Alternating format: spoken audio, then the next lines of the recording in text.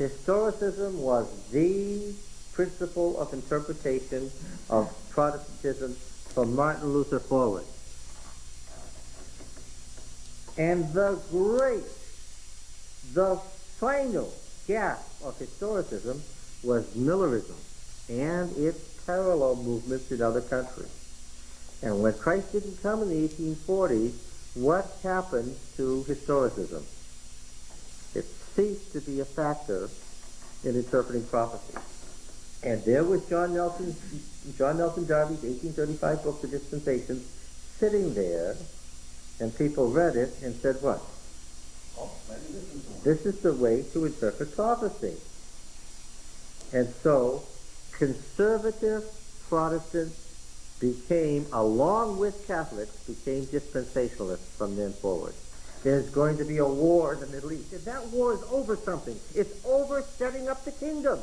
So when an Adventist tells you, I believe that Armageddon is a war between the East and the West that's going to be fought on the plain of Jezreel by the city of Megiddo, he's got half the story. He's been infected by dispensationalism. And you next ask him, why is that war going to be fought? What's the result going to be? The Adventist won't know. Because he's a half-baked dispensationalist. He won't know. A Baptist would be able to tell you what's the result going to be. Setting up of the kingdom. The Antichrist will be around. He'll rule for 1,260 days. He'll be destroyed. The righteous 144,000 Jews will be left in Jerusalem.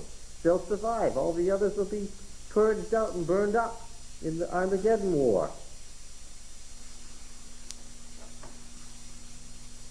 The best mixture of Millerism and dispensationalism is the Jehovah's Witnesses.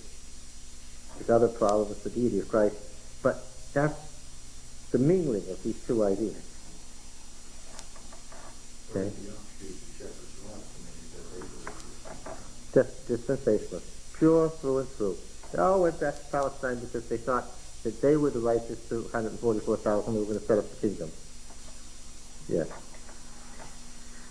The shepherd's rod, he mentioned. Exactly. That's where it came from. A confusion of ideas.